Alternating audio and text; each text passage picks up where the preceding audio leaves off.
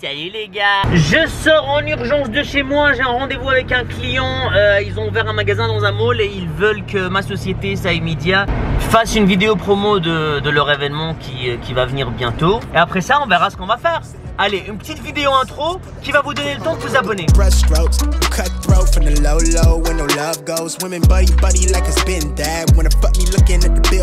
Donne-moi ton cœur, baby, ta soul, baby.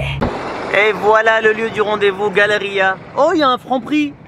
Les gars, sans blague, chaque mois, chaque 2 mois, il y a un nouveau mall qui ouvre. Genre là, c'est un nouveau mall. Je suis jamais venu là.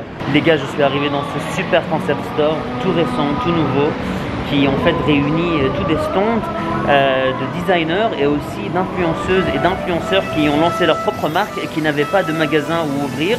Et c'est un grand mélange en fait de fashion, de interior design. Il y a un coffee shop ici et vraiment le magasin est superbe. Et en fait ils vont inviter 4 influenceuses et ils nous ont demandé de faire les vidéos pour ces influenceurs. Donc voilà, ils ont vraiment des chouettes trucs pour la maison. C'est très pop, c'est très frais, c'est très beach. J'aime beaucoup. Il y a même des tabourets design, c'est fantastique, super beau. Les gars, je suis venu passer vite fait chez mes parents. Je suis avec Sandra. Salut Sandra! Salut! C'est quoi? Je te fais une salade. Tu m'as fait une salade? Non, je rigole. En fait, c'est maman qui t'a fait la salade, mais moi je vais te faire le dressing. Ok, vas-y, fais le dressing, vas-y. Hop là, d'accord. On va ignorer ce qui s'est Waouh, passé Sandra, ici. tu viens de changer l'industrie de la cuisine. Je sais. Là, Gordon Voilà. Ramsay, il est en train de se dire Gordon Sahi. mais comment est-ce que ça m'a échappé? Et donc aujourd'hui en fait on va renverser le plat de dolma. Le dolma c'est un plat super traditionnel irakien que tout le monde connaît. Ce sont des feuilles, tu vas me filmer ou tu vas rester? Voilà. Ah, ok. Des feuilles d'olivier et à l'intérieur en fait il y a du riz et il y a des légumes et c'est super bon, vous allez voir. Ouais, il y a tout dedans. Alors la attends, technique c'est que elle est toujours servie dans cette façon. Vous mettez le plat ici et puis vous devez renverser ça comme ça. Ouais. Alors toute ma vie j'ai vu mes tantes, mes grands-mères faire ça. Ouais. Je ne l'ai jamais fait de ma vie, c'est la première fois. Ok. Donc tu as intérêt à avoir la mise au point sur cette scène. Ok, d'accord. Ok. Allez, on y va? T'es prêt? Attendez-vous à un crash. Loïs, ça fait Prenez-le. genre 2 mois qu'il fait du sport juste pour ce moment en fait. T'es prêt? Je suis pas prêt du tout.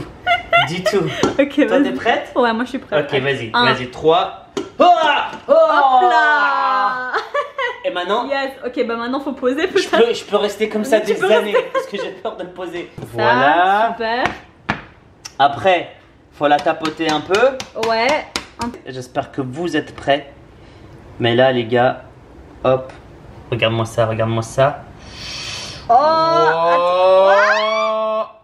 Wow. Qu'est-ce qui s'est passé? Je vois pas de l'autre côté. Mon Dieu. Waouh. Waouh. Presque, c'est bon. Ça c'est regarde. Et là, les ça c'est le patates. meilleur. Oh, trop bon, trop bon. Ça, c'est les pommes de terre qui sont encore collées avec toute l'huile en bas. Ouais, c'est trop Je vous raconte pas les calories. Les calories. C'est très light. Très light. Et voilà, donc on va manger ça aujourd'hui. T'as presque bien fait en J'ai fait. presque bien fait. Ouais, alors et comme juste vous là, pouvez le voir, il y a aussi des oignons aussi enroulés avec du riz dedans et des légumes. Donc voilà, les Libanais ils ont presque la même chose, mais c'est froid. mais ça se mange ils servent ça. déjà. Filme-moi. Ils servent ça froid et comme entrée. Et Ça veut dire quoi comme entrée? Ils servent ça comme starter. Comme entrée.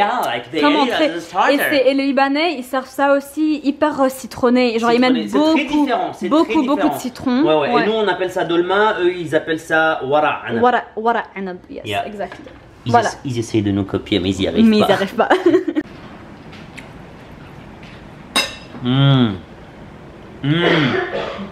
C'est bon, hein? Les saveurs. Ça sent la maman, ça sent l'amour. Ça goûte l'amour. T'as déjà goûté à l'amour toi? Ouais. Regarde-moi ça, Bourj Al Arab. Toujours là, fidèle au poste, il bouge pas. Bourj Al Arab qui en fait a été construit en 97. C'est vieux Bourj Al Arab. Et jusqu'aujourd'hui on dirait que c'est l'un des bâtiments les plus neufs au monde. Eh ouais, regarde-moi ça. Je vous emmène à la plage aujourd'hui, je vous emmène à la plage. Bon, c'est pas la vue la plus romantique, mais on fait ce qu'on peut avec ce qu'on a. Je suis venu ici pour vous parler de comment poursuivre sa passion, mais le vent est en train de tout gâcher et je sais ce que je dois faire.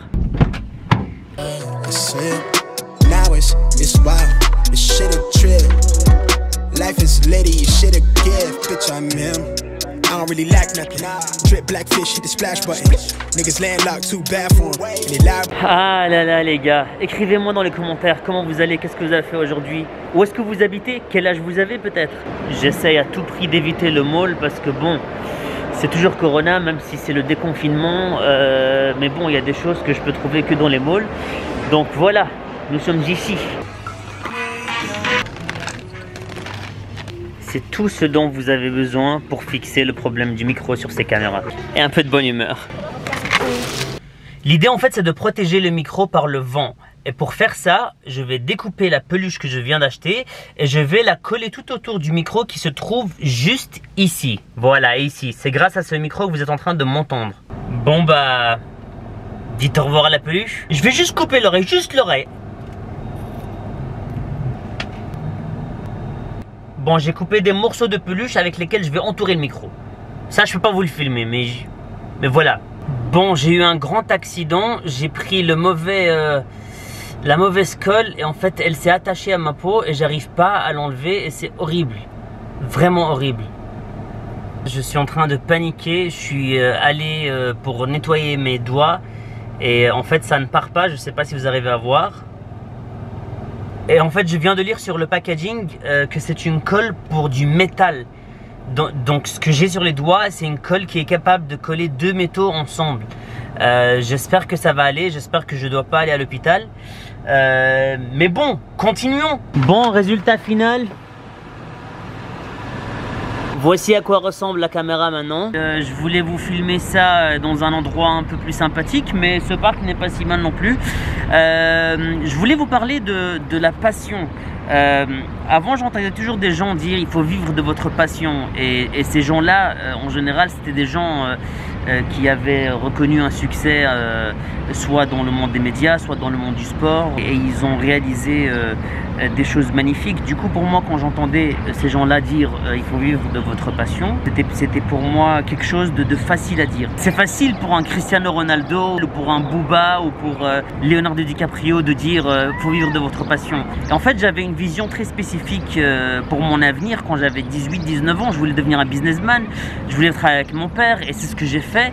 Et en fait, je voulais étudier le marketing. Et par accident, je me suis inscrit dans un cours qui n'était pas du tout du marketing, mais c'était de la publicité. Et c'était en fait l'aspect créatif, publicitaire, qui n'avait rien à voir avec le marketing. Et cet accident m'a permis de trouver une passion qui est l'amour envers l'art. L'art en général, l'art de raconter des histoires, l'art de faire rire les gens, l'art de vendre et l'art de communiquer avec les gens. Et quelques années plus tard, encore un accident, j'ai fait une vidéo sur Snapchat et cette vidéo va connaître un succès phénoménal. En un jour, je vais avoir 60 millions de vues sur Snapchat Story de Dubaï et je découvre en fait que j'ai un talent. Et je n'y étais pas prêt du tout. Et après j'ai commencé à penser à toutes ces personnes qui disaient il faut vivre de votre passion. Et je me suis dit, toutes ces vues, toutes ces personnes qui sont en train de me suivre et qui aiment ce que je fais, c'est peut-être ça mon métier. Et en quelques mois, j'ai tourné ma passion en un métier et j'ai commencé à travailler très très dur pour vivre heureux, mais aussi pour en faire de l'argent. Et il n'y avait pas encore beaucoup de youtubeurs ou de vlogueurs, mais j'ai pris le risque et ça a marché très très bien pour moi. Et je peux vous dire qu'aujourd'hui, je suis en train de vivre de ma passion. Donc ce que je voulais vous dire en fait, c'est peu importe votre âge, peu importe où vous habitez, peu importe dans quelle société vous habitez, soyez ouverts à tous les horizons. Ne dites jamais non à quelque chose. Ne dites jamais non à une nouvelle aventure ou à une nouvelle activité. Parce que peut-être que vous êtes talentueux dans cette activité et ça pourrait devenir votre passion. Prenez votre temps de comprendre ce que vous aimez vraiment dans la vie. Qu'est-ce qui vous passionne? Et ne me dites pas le voyage, la nourriture, ça c'est pas des passions. On aime tous les voyages et la nourriture. Trouvez quelque chose de spécifique. Par exemple, pour moi, c'est raconter des histoires. Si aujourd'hui il n'y a plus YouTube, je peux être un présentateur de radio, je peux être présentateur de télé, je peux écrire un livre. Je sais que je veux raconter des histoires et je veux faire rire les gens. Voilà, je sais pas si ce sujet vous intéresse, mais moi ça me tient à cœur. Pour tous ces jeunes qui ne savent pas quoi faire de leur vie, je suis sûr qu'ils ont plein de talents, mais ils sortent pas assez de chez eux, ils essayent pas assez. Et c'est ça qu'il faut faire, il faut tout essayer. La vie est très très courte et ce serait dommage de passer sa vie à travers dans quelque chose qu'on n'aime pas. Et là, il faut que je trouve un docteur qui est super passionné par enlever de la colle des doigts.